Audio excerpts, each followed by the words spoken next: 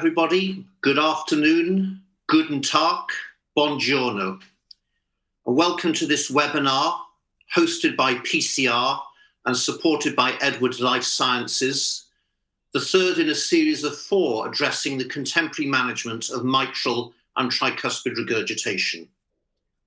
Today, our focus is on the heart team approach, and I'm very pleased to welcome an august group of cardiologists and cardiac surgeons who will be providing their wisdom and their experience during this 1-hour session. In 2020, transcatheter valve intervention has reached a new level of complexity with an ever-increasing range of treatment options available. The successful delivery of these treatments fundamentally depends upon a heart team approach encompassing interventional cardiologists, imaging specialists, heart failure specialists, and cardiac surgeons. Indeed, this concept of the heart team is not new. As long ago as 2005, the first call for this new approach to teamwork was made, and since then it has evolved from a desirable concept to an important requirement, and latterly, a mandatory recommendation. This is not a scene from the catheter lab in Mainz with Professor von Bardeleben undertaking a procedure, but an example of how multiple teams and multiple individuals can come together for the individual success of a patient's treatment. And this is a concept that we've promoted through the PCR London Valve Network, whereby groups of specialists can come together in the interests of the overall welfare and the overall outcome of a patient undergoing their interventional procedure. It's also a concept that is strongly promoted in an upcoming publication jointly prepared by the ESC Associations of Intervention, Heart Rhythm Management, Imaging, and Heart Failure. And we very much hope to see this publication in press in the European Heart Journal in the very near future. In the next hour together, we want to address a series of learning objectives summarized in this slide, looking at our current understanding of management of this field, the ways in which heart teams can come together to deliver that care, and finally to look into the future as to where this field is progressing. And to do so, I'm joined by highly respected leaders in the field, Marco Metra, who will be providing an overview of current and new algorithms for treatment, Hendrik Trieder, a cardiac surgeon who believes strongly in the evidence and the benefits of the heart team approach. And finally, Stefan von Bardeleben, an interventional cardiologist and imaging specialist combined, who will be taking a look into the future synergy of these two disciplines. We'll hope to have plenty of time for discussion, and we encourage your questions to be delivered to us via the chat function on this webinar projection. So without further ado, I'd like to turn to Marco Metra to give us his overview of the current state of affairs. Marco. Okay, thank you very much. You can hear me, I guess, and you see the presentation. Next slide, please. So mitral regurgitation and then tricuspid regurgitation. Mitral regurgitation and namely secondary mitral regurgitation. We know that it is frequent in patients with heart failure and reduced ejection fraction.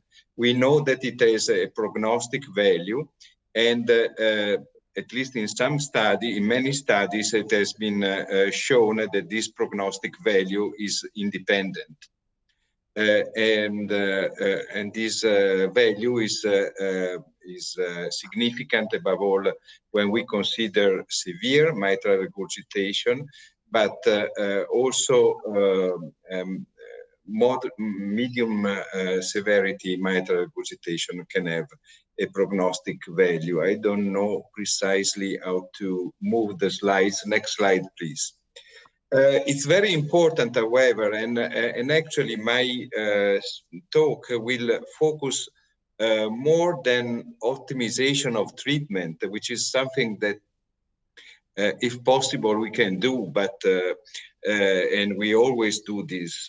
I think it's very important to find the right time for the right procedure, which is not always possible because sometimes we see the patient when we are late, but it's very important to understand that the benefit that we can do to the patient with the like percutaneous treatment is different depending on the stage at which the patient is. I think that a very nice study is this one, which is simply an analysis of retrospective cases of patients with mitral regurgitation and heart failure. Next slide shows to you that the prognostic value of mitral regurgitation depends on concomitant factors. And actually, mitral regurgitation had an independent prognostic value just in the patients who were in intermediate levels of severity, class New York Heart class 2 and 3, but not class 4, patients with an ejection fraction from 30 to 40%, but not below 30%, patients in the second quartile of NT-proBNP levels. Therefore, not too late is the best time for the intervention, likely. And the same group published this very nice article, which is shown in the next slide, where you see that it's not only reduced ejection fraction, but also the patients with preserved ejection fraction. And now, if you consider the patient that come to the hospitals with a diagnosis of heart failure, the majority have preserved ejection fraction. Of course, here it's a left atrial disease more than a left ventricular dysfunction. The patients are more likely actually to benefit for the percutaneous intervention, at least theoretically, and it's very important to remind also this. Next. What can medical treatment can do? This is a slide that has been shown multiple times, except that in clinical practice, many times it's very difficult to optimize medical treatment before the intervention. If a patient has a severe mitral regurgitation, low cardiac output, the blood pressure may be low, and therefore neurohormonal antagonists, and namely sacubitril/valsartan as well, because associated with hypotension, they may not be tolerated, and they may become tolerated after the mitral clip, after the correction of the mitral regurgitation. In any case, it's always worthwhile to optimize medical treatment before the intervention. And as shown in this study, medical treatment may imply a regression of mitral regurgitation, so that the intervention may not be necessary. Now, next slide, we have SGLT2 inhibitors. They have caused the most outstanding improvement in the clinical outcomes of the patients with heart failure and reduced ejection fraction.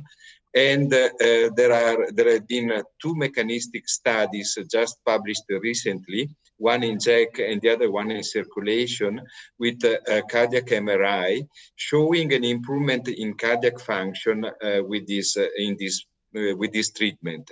This is actually the most the study with the most impressive results.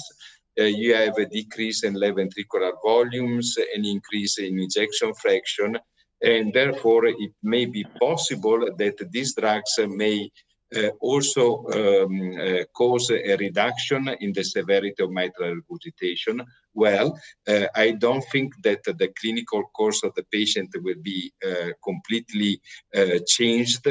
We know that now that the clinical history and the progression of heart failure is always that of a progressive disease.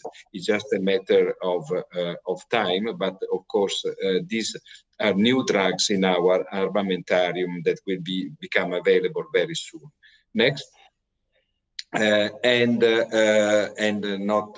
not least, CRT. It is generally put before percutaneous intervention. This because CRT may cause left ventricular reverse remodeling, a regression of mitral regurgitation.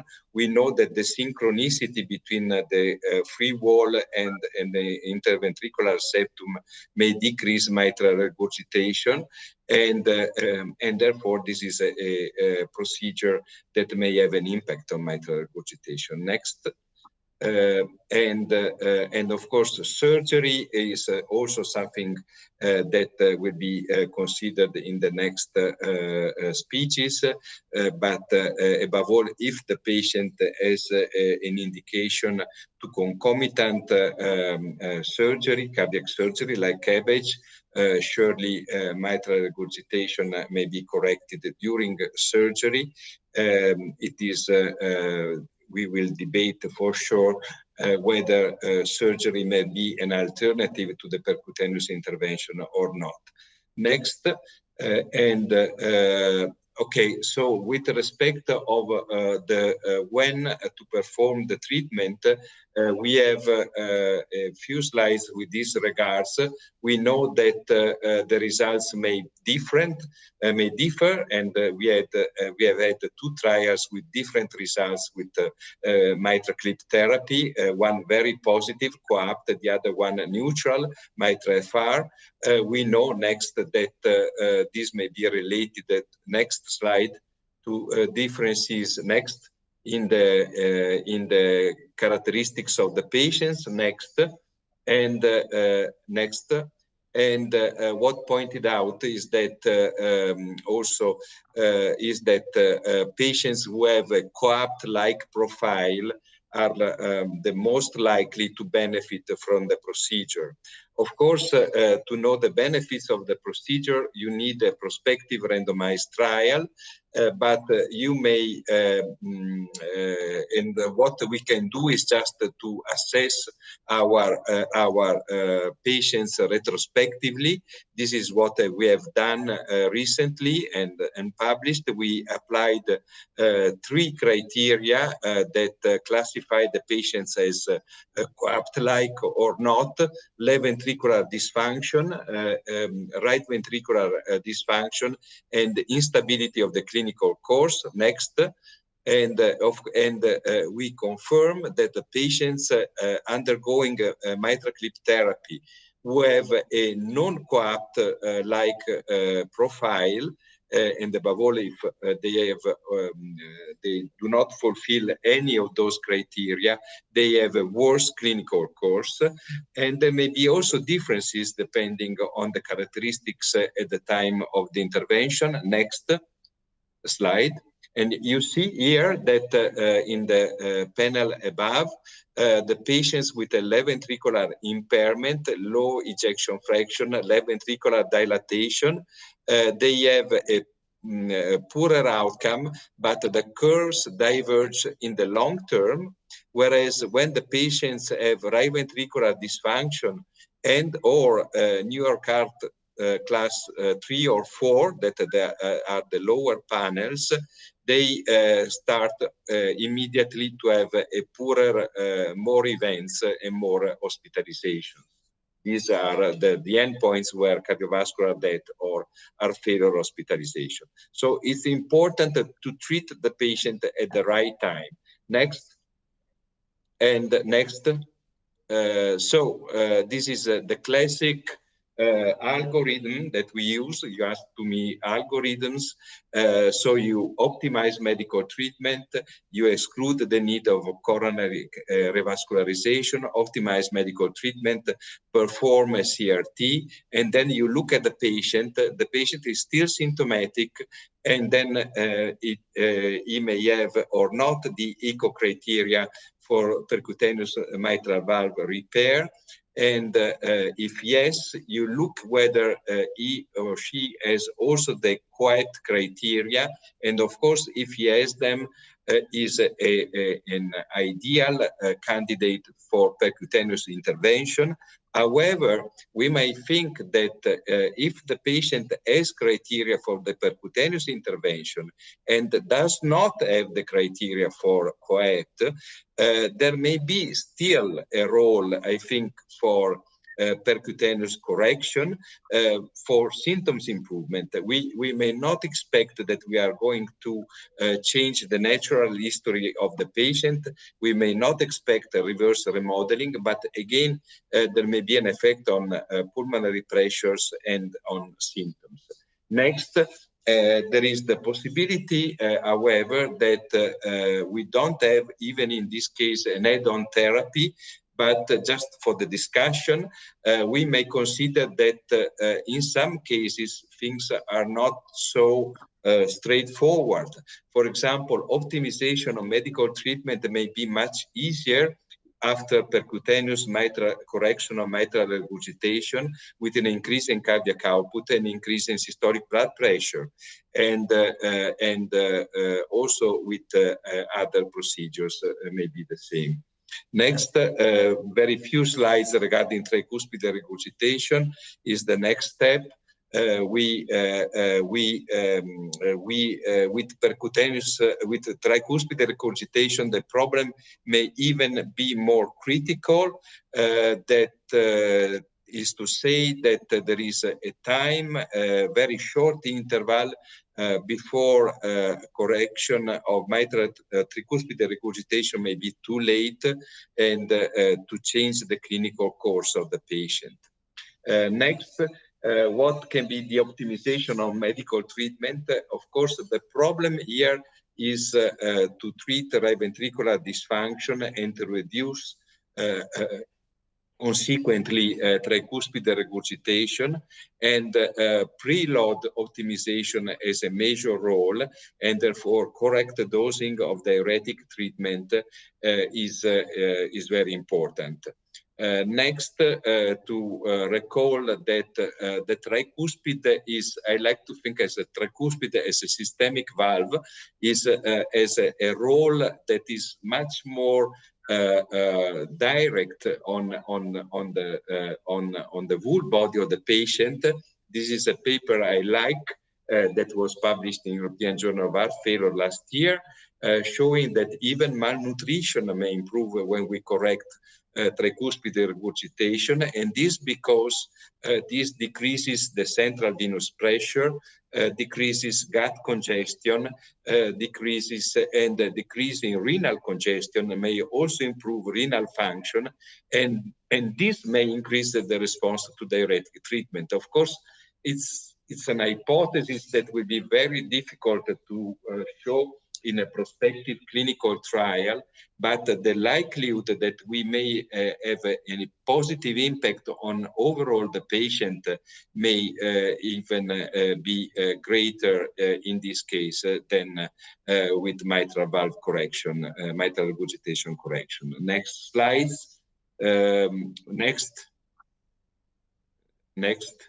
not hidden. Next. Just to finish, there are also in this case, we need a multi-parametric approach.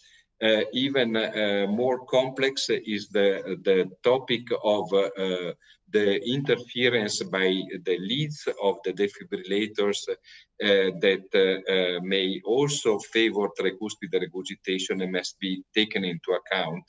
And again, also in this case, we must consider the patient overall. The last patient that Dr. Adamo, to which Dr. Adamo corrected tricuspid regurgitation, she then had a thrombus in the mitral valve mechanical prosthesis, and she underwent surgery after the correction of tricuspid regurgitation, which improved their clinical conditions. So everything must be connected, and the important is to approach the patient globally. Thank you for your attention.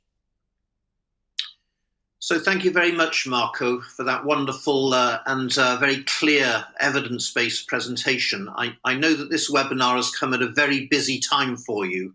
So thank you for all the effort that you made in presenting and preparing those slides for us. You emphasized very clearly that we shouldn't leave it too late to intervene. We shouldn't wait for end-stage heart failure. But on the other hand, the algorithms you've described are quite complicated. They need to take a stepwise approach through the medication, the up-titration, sequential discussion, maybe a CRT device, maybe revascularization. Certainly in the UK healthcare system, this can take many, many months, or even up to a year before you arrive at the destination treatment. What approaches do you take practically to make that much quicker? And secondly, do you think we should be doing things in parallel rather than in sequence? Yeah, I am, you know, when a person is involved in the ESC guidelines, he cannot tell, except if he's co-chairman. I am one of the two co-chairmen, and the other one is a friend. She's an English woman, Teresa McDonagh. So I'm talking personally in this case. But I'm always very afraid that I lose the patient.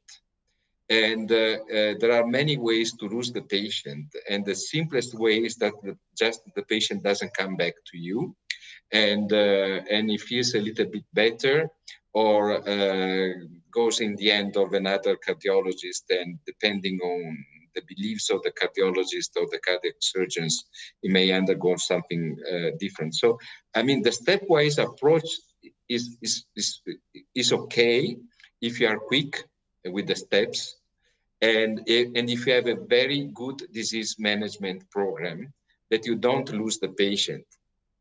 Otherwise, I think that in my clinical practice, I like to think about the patient when he's admitted for an episode of decompensation. And so the optimization of treatment implies optimal medical treatment, but also starting discussing the patient with the interventional cardiologist, with the cardiac surgeon, and find the best way. And I cannot make any. I cannot make prediction on the next guidelines for heart failure, but of course, it's important that we consider everything together. I mean, sometimes the percutaneous treatment makes things easier, and actually that's when we want it. Okay, thanks very much. I mean, it seems to me that we need to be backing several horses when we are promoting the best management strategy for our patient, rather than one at a time. And I think you're agreeing with my way of thinking there. Yes. Just before we go to the next presentation, Stefan, we heard very nicely from Marco about both the mitral and the tricuspid valve. And of course, you're an experienced interventionist who treats both valves with transcatheter techniques. If you had to invest all your money in one or the other, would you say that the field of tricuspid is moving more successfully at the moment, or mitral? What would you feel about that question?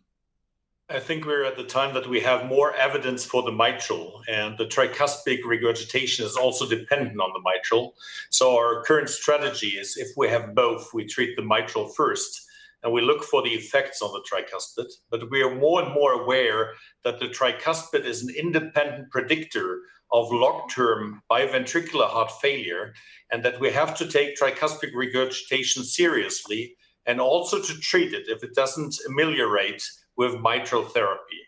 So I would say first now in mitral, but I would say that tricuspid is moving forward quite rapidly. Exactly, and that's exactly the point that I was hoping you would bring out. We mustn't leave the tricuspid until it's too late. We need to be thinking about both valve lesions simultaneously and creating a strategy for both simultaneously, so that we are moving forward with the management of the whole patient at the same time. That's a fundamentally important point that I was hoping to bring out. So thank you. So we're now going to focus how heart teams and heart failure teams can deliver these approaches effectively. And Hendrik from Bonn in Germany is going to give us an overview of the functionality of the heart team, the interface with surgery, and how we can successfully work together as a team. Hendrik. Yes, thank you very much, Bernard, for the introduction. So the work of the heart team basically has not become easier because we see a dramatic increase in treatment options for mitral and tricuspid regurgitation, and therefore the heart team faces even more challenges. And this is then combined with the fact that we are also expanding our indications a bit into the lower risk patient group, and therefore we really need excellent outcome, because here we talk about patients that have decades of life in front of them. And I think when we speak about excellent outcome, we cannot just look at 1 year survival rates or peri-procedural complications. I think we must go far beyond. And especially when we speak about younger patients that are at low risk for treatment, then we should have a lifetime strategy. And that should include quality of life in the same way.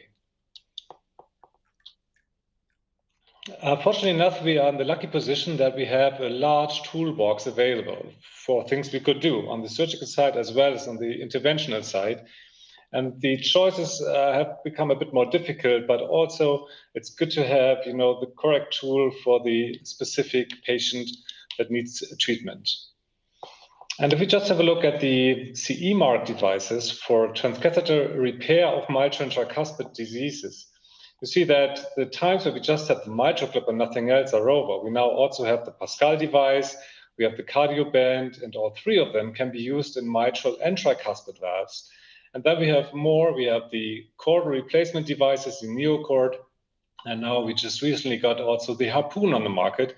And this is not the complete list of CE mark devices, but those that are most commonly used.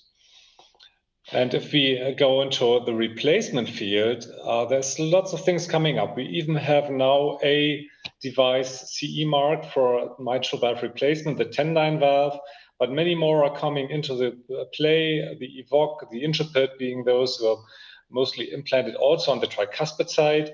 And we have the Tiara valve, the AM valve, and many, many more that are being developed. So this toolbox is getting bigger and bigger every month. If you compare that to surgery, well, in surgery, we are used to have toolboxes for many years already, because we never do a mitral valve repair just using one technique, only very rarely.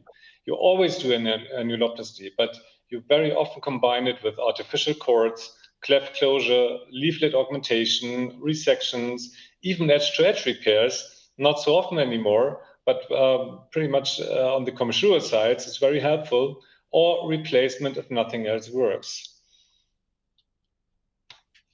And there are also surgical techniques for secondary MR. And in this regard, we usually only talk about undersized annuloplasty.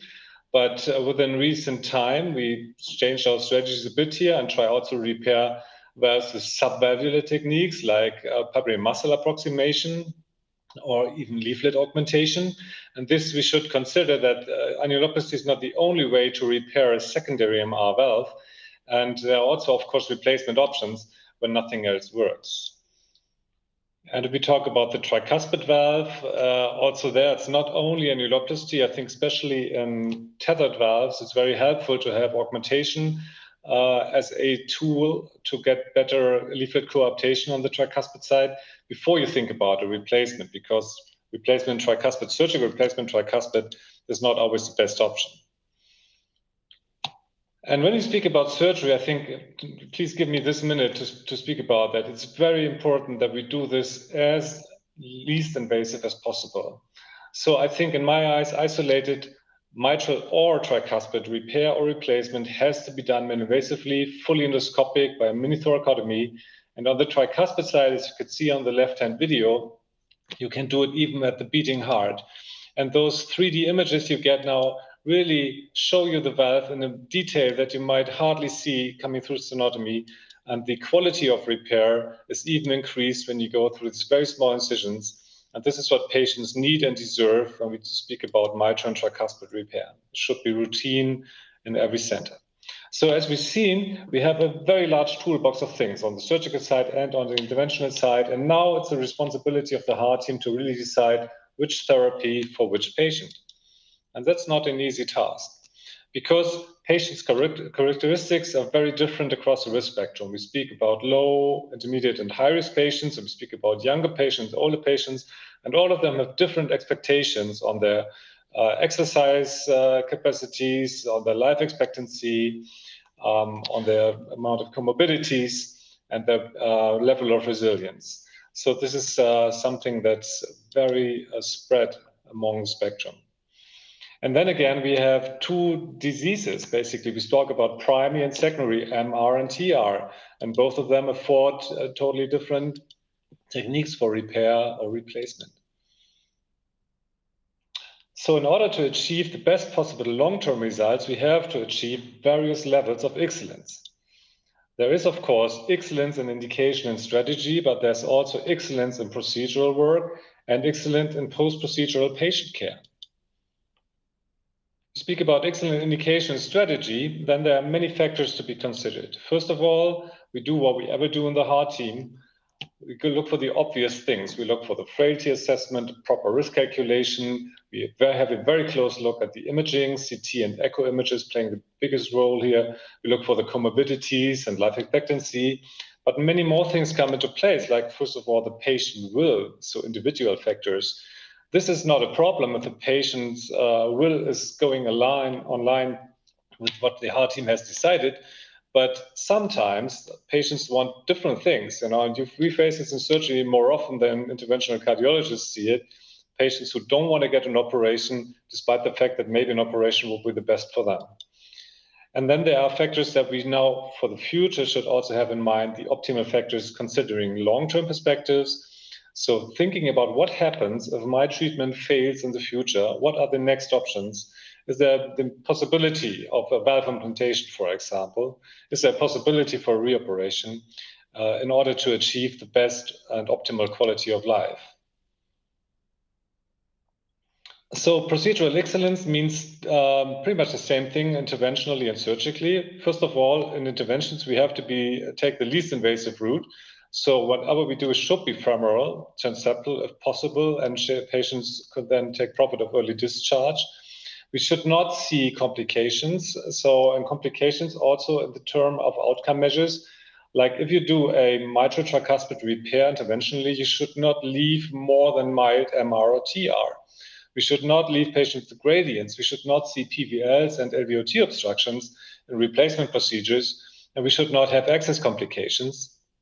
And the optimal outcome would mean for the future that we also don't see recurrent MR and TR, and that we see positive remodeling and a relief of symptoms. So this is the best of all worlds. For the surgical side, it's not much different. We have to be becoming least invasive. So lateral minithoracotomy being the basic approach for everyone. We should do it beating heart for the tricuspid. We should extubate patients in the OR. We should mobilize them early to send them home also early. And we cannot afford any complications here. We should not leave patients with any residual MR and TR and should not have complications. And the optimal outcome would also, of course, include the same way that we don't see recurrent MR and TR. And we should use devices, for example, rings, that allow for future treatment like valve and ring implantations. So there are many quality measures that we can look for if we want to achieve these goals. And I don't have the time to speak about all of them. I want to speak about a couple.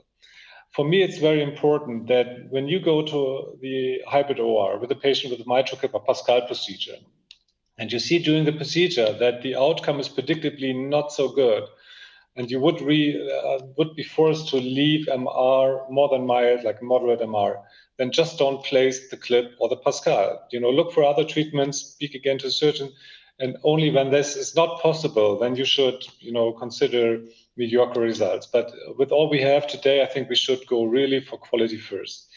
We should not accept LVOT obstruction in patients with transcatheter mitral valve implantations. You should do your homework well here, and this is done in the majority of cases, leading to a large number of patients who are not eligible for the treatment. And we should follow some principles that you could consider surgical principles, but I guess they're in the same way true as interventional principles. And I now cite here Steve Bolling, a famous cardiac surgeon from the US.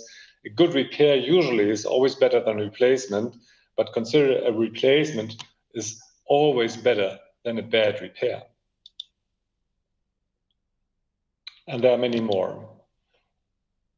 So excellence in post-procedural patient care is also important. Interventionists do this for years. They have a close follow-up of all patients after transcatheter procedures, but surgeons have to do the same, actually. You cannot just send your patient home and hope for the best. You have to see them, you have to collect the data, you have to survey for recurrence of regurgitation, you have to look for their functional status, quality of life, and do some proper echo follow-up for structural valve deteriorations of those who underwent replacement. And as we know from surgery, I think the same way true for interventions. If you come for a specific procedure on the mitral tricuspid side, this is difficult treatment. You have to go to a center of excellence, but this is done in a large number of cases.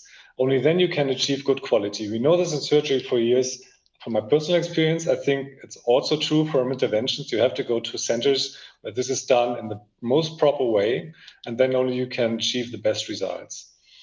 And we have to take the patient in the center. We have to customize our solutions of treatment, and we should rather, tailor the treatment to the patient than the patient to the treatment. So this leaves us with many responsibilities, and those responsibilities go far beyond indication and procedure.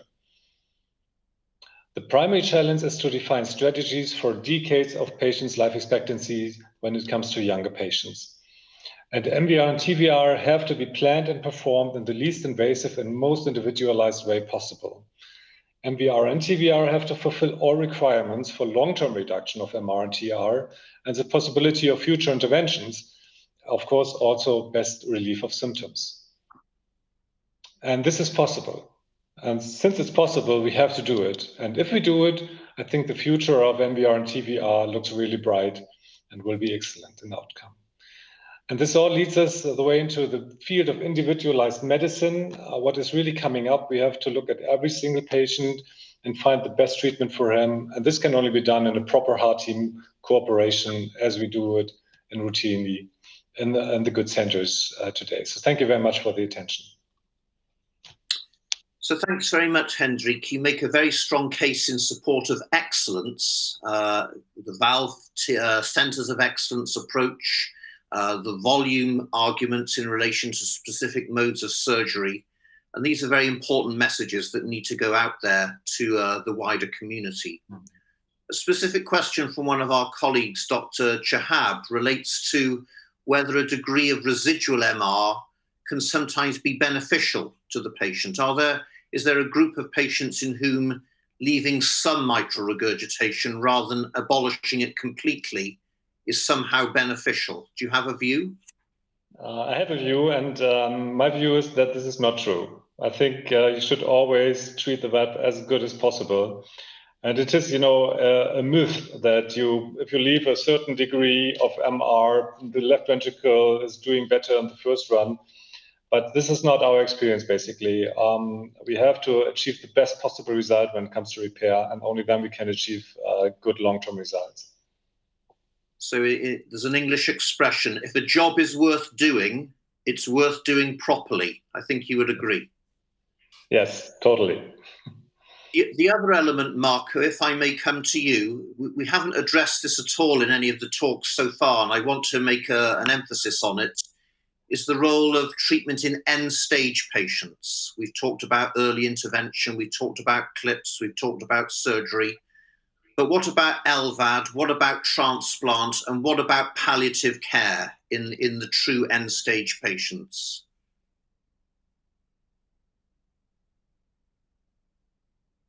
I think you might be on mute. Absolutely. Yes, maybe I should have mentioned this. I think that in end-stage patients, of course, I mean, the treatments of choice is heart transplantation or LVAD. Then, of course, I mean, also in this case, there are problems because if the patient has right ventricular dysfunction, he may not benefit from LVAD, and this is the case. Many of the cases that we see are this case. And again, also in this case, like if you think about the patient, that, for example, with pulmonary hypertension, sometimes he benefits from mitral clip, mitral correction, mitral clip or Pascal procedure, and then there is a decrease in pulmonary hypertension, and he may be put in a list. So again, we must take into consideration all the options. Of course, if a patient is an ideal candidate to LVAD with like Intermex 3 profile or some inotrope dependent, of course, I mean, even if he has severe mitral regurgitation, I'm in favor of LVAD. But generally speaking, it's not. You have to make the decision from case to case. It's important to have all the options available. And briefly, do you involve the palliative care specialists in your heart failure team?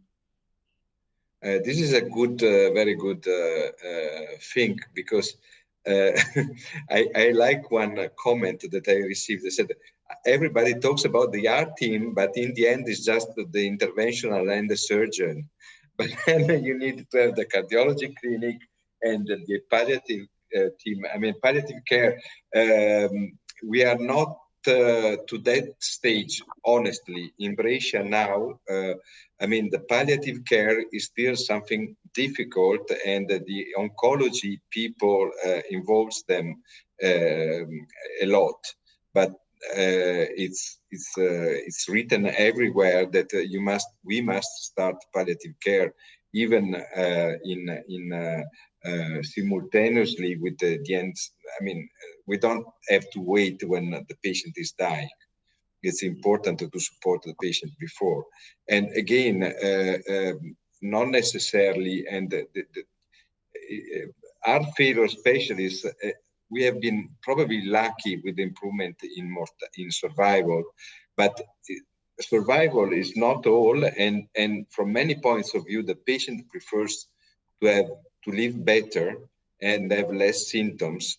And I think it's a shortcoming of many studies with percutaneous treatment of valve disease that were so much focused on hospitalizations and less sophisticated for the assessment of quality of care, of quality of life in patient symptoms. That's also very important. Absolutely. I think that's an important consideration for the future when we're restructuring and rebuilding our heart teams in the next phase, that we mustn't overlook these very important aspects of patient management. So the clock is ticking, as it always does, and we're now going to move forward with Stefan von Bardeleben. You'll have already seen that this is a dynamic field with lots of new devices and progression of care. And Stefan is going to talk about the future, both in terms of interventional technologies and also the synergy with imaging. Stefan. Thank you, Bernard. Thank you all. And I have a very nice topic to cover. It's where are we going? And it's always important to know the direction on the map. We also have to see whether we arrive at the place where we want to go. So we have already a very nice introduction, so I'm able to go very quickly over this. If we look into the management of secondary MR, Marco has shown very nicely that we have differences in primary and secondary disease, but that we also have to look not only in the ventricle as depicted here in Circulation 2019, but also on early stages like left atrial dilatation, annular dilatation, forms of HFpEF, HFmeth, and HFrEF that are all contributing actually to the disease. And very much aligned to the heart team discussion, we have to look into valve anatomy. We have to look into the timing of intervention. And we've already concluded, and I hope the next guidelines will also look into that maybe our current recommendations have been rather too late. And we have to look not only at MR severity, but also at symptoms, comorbidities, the possibility to uptitrate guideline-directed medical therapy, but also to look, as Marco did, into chamber sizes, ejection fraction, and many other instances. And in the interventional options, we have to be open-minded, and I think Hendrik took the case with surgical valve repair, which should be up here, especially in primary disease, possibilities of valve replacement, but also into the new transcatheter options, which can be repair or replacement aside. If we look into primary mitral regurgitation and transcatheter therapies, we know from the STS-ACC TVT registry, we now also have data from Paul Saraja on secondary disease, while this data is more sparse, that treating or accepting a post-procedural MR, and this has been highlighted, of grade 1 or none is preferable, but especially in some cases, elderly patients, also grade 2 is much better than leaving them in a 4-grade scale, I must say. So this would be in the European scale, mild to moderate, Hendrik, to leave them there in this regard and have a huge impact compared to leaving these patients untreated in a grade 3 or 4. And this has to be seen, I think. The next thing is that we have the first indications, and we have them not only in the co-op trial, but also in some registries at least. And we have some upcoming IIT studies that will also give more insights into many different cohorts that there may be also an outcome benefit. And we haven't discussed in the heart team part, actually, when we looked on outcome, it's not only remodeling, but it may also be a mortality benefit. Mortality benefits are already seen in the primary mitral regurgitation. They may now also be seen in the secondary etiology. If we look into that, we have to explain why there are differences between the different studies. And I just want to highlight 2 points. One point is the situation that a ventricle can be too dilated. And also, as Marco made up the point, that tricuspid and right heart failure are important co-parameters and comorbidities for biventricular failure, and also have a hazard ratio of more than 2. So it's very important that these entities were excluded in the co-op trial, and we should not look only at arrow A, but we should see the whole picture of the 2 cohorts. The next thing is, as we see below, that the ventricles were larger by more than 30% in the MITRA-FR trial, giving a more pronounced and terminal situation of heart failure than in the co-op trial. And in the upcoming EXPAND trial and some other trials like in CLASP 2D, 2F that I will allude to, these ventricles are typically like in co-op. They are more co-op-like. They're between 95 and 105 cc per meter square and way off the MITRA-FR 135. And you see also the shift in severity at the same ejection fraction. So if we go forward, you see that we have some devices that put up more options, and we've seen them in the introduction already. So we can use central spacer, not pushing together so much, very much tethered leaflets like in ischemic disease that is also very complicated for the surgeon. We have independent leaflet control, and we can elongate these devices to get out of subvalvular chordae actually very nicely. If we look into these entities by these videos, and if the technical part could just start them by clicking on them, you see perhaps the lower left is important. You see the penetration of these devices between the cords, but even if we get stuck, we can now elongate them and remove them safely. On the left-hand side, if the technical team also starts this, you can nicely see that we have now new possibilities to implant with a swing technique. So here we will engage both sides immediately, but you can see on the right-hand side, the leaflet is not deep in. So we open one side only, and we can improve this insertion. And by improving the leaflet insertion to the spacer, the regurgitation can be decreased by 1 grade. And this is just 2 millimeters, 3 millimeters deeper in. And on the lower side, you see this tarsal maneuver swinging over in getting more leaflets. So these are important points to be made. And now we come to the situation that with the recent studies, and the next ones are upcoming, we reach 82 here and up to 90% MR1 plus or less. And we already highlighted that this is an important goal. We're still away from achieving 100%. So the efficacy is still inferior to most surgical approaches, especially in primary disease, but we're closing up. And I think this is important to recognize, and we should aim for these reductions, as said before. Still, the patients take a benefit. And as you can see here in these allocated trials, you can see that we reach a conversion to a New York Heart Association class 1 or 2 in 90% of the cases, and that this result is very stable at 1 year. And the current studies go up to a follow-up period of up to 5 years. And this is important to recognize, as Hendrik made this point in the heart team. So we will have much more information in the future. And we're getting up to new trials. And the new trial is the class 2D, 2F trial, where for the first time ever, we have a head-to-head randomization between 2 different leaflet edge-to-edge therapy concepts, with the mitral clip and the Pascal in their latest iteration can be compared either to randomized 2-to-1 on the left-hand side or 1-to-1 in the 2F arm, when responsible in Europe, to see here at a patient volume of 425 in one arm to see whether these devices are non-inferior to each other. And also here, the follow-up rate is up to 5 years. Coming into the future a little bit, you see that we have many more modalities that we can look into the heart without opening the chest. Even having an excess of 6 to 10 millimeters only, transvascular, you can see that we can now have a heart model in fluoroscopy while treating 3-dimensional images in intracardiac echo, as I will show in my last slide, real-time multiplanar reconstruction, not only in CT and MR, but in echocardiography live during your intervention and new echo rendering tools.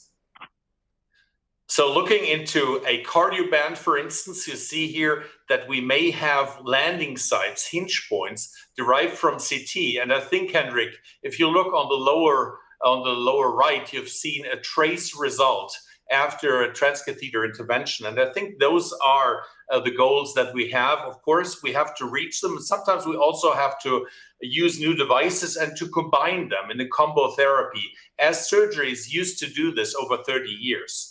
This is the latest iteration that we started worldwide in August 2020, which is the Pascal A system, where you can see that we have a slimmer design. And if you could start, the video is running, you can see how much control we have.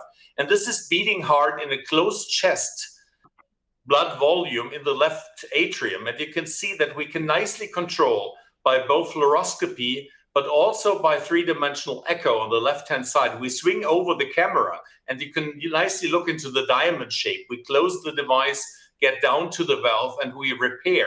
And the fastest device times here after transeptal are 7 to 15 minutes to repair a mitral valve with a good outcome of MR1 plus or less. But this is only possible in high volume centers with more than 100 or 200 interventions per year. So very important. So visualization gets better, but we can also, if you look here, look into the latest iterations. And this looks like real life in the heart.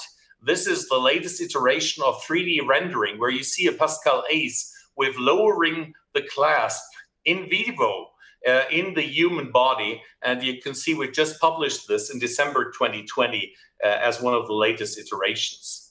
Moving over then to this experience of the German multi-center registry in more than 300 cases already with these new devices, we can see that we have a very favorable outcome, low 30-day mortality, and a very low MACE rate. Now coming over, for the sake of time, to the tricuspid, here we see what's already been explained. It's between mitral and aortic stenosis. We can see that right heart catheterization on the right is of utmost importance, because primary pulmonary hypertension is a contraindication to treat and will increase mortality. So focusing on left valvular and LV dysfunction disease is very beneficial to outcome for these patients. I'll quickly go through that. So you see here that we use the latest iterations in imaging, like 4-dimensional CT, 4-dimensional echo, to really decide between this whole toolbox of devices also on the tricuspid side now. And that if we go into these iterations, we face large annulus, we face thin leaflets and dense chordae. And this means we have to have more developments. And this is the smaller device, the same situation than the Pascal, now the ACE device, 4 millimeters smaller, gently to introduce into the cords. And we see that we need less and less devices, 1.4 in mean. We have 0 mortality intraprocedural, in some cases even 30 days. In this early experience, this was higher in compassionate use, but no stroke, no infarction, no other complications. And we can nicely see that we impact also ventricular remodeling by annular changes, commented by Neil Pham from Toronto, in a change from 4.7 centimeters to 4 centimeters with edge-to-edge devices. TR severity is decreased by 85%, your heart dissociation improved, and you see a distinct 6-minute walk test difference of 87 meters. If we had a medication here, Marco, you would highly agree to such a therapy, I think. So coming to the next slides, also here we have an EFS trial in the US. I'll quickly go over that, where we've seen the same situations, core lab adjudicated. We have upcoming new studies. We have a cardiopulmonary hemodynamic profile analysis of 236 patients, where increase in pulmonary hypertension predicts adverse outcome. So right heart catheterization is extremely important, just published 2 weeks ago. So we see in the first experience, we have a high success rate. We have at 30 days a very low major adverse event rate and at least 1 TR grade reduction in early devices that are there for only 6 months. And we go into a large randomized trial, the TR trial here, with 825 patients randomized versus guideline-directed medical therapy, follow up until 2 years for the primary endpoint and 5 years overall. So I think we'll get a bunch of new data. And quickly going through these images that we not necessarily need, we will go to the latest iteration, which is apart from this result here, and this is trace in tricuspid. We go here to the replacement system, and this is the carcinoid patient where you see a massive regurgitation on the left-hand side, 1 transfemoral transvenous implantation of a valve, and on the right-hand side, you see a 1-year follow-up. No PVL, no regurgitation, and this was transfemoral with 1 centimeter approach with the vein. So I think very nice. And we can control this intracardiac, and these are the only images in Europe for 4D ICE control during this intervention, and you can see that imaging is revolutionized in these patients. So I would like to sum up. Mitral, we have new sizes that are added to edge-to-edge therapy. MR01+ are outcome relevant and achievable in transcatheter technique, unique device enhancement, and on the tricuspid, we see delicate valves where we need more sensitive devices. Imaging is extremely important.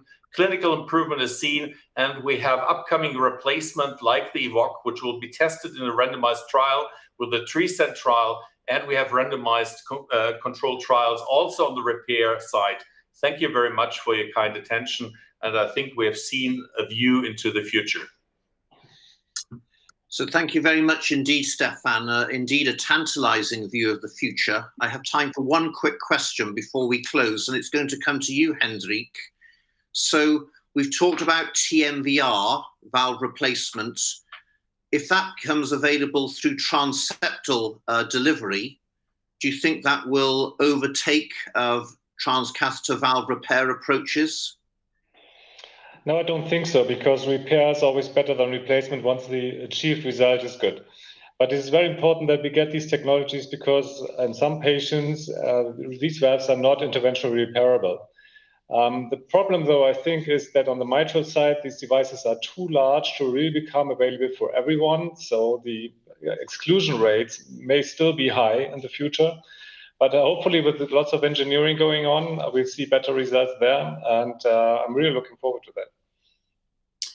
Fantastic. So that's a very important concluding note. I think we've encapsulated the vast progress that we've made in the last 10 years in this field with new devices, with new approaches, and with the combined heart team approach.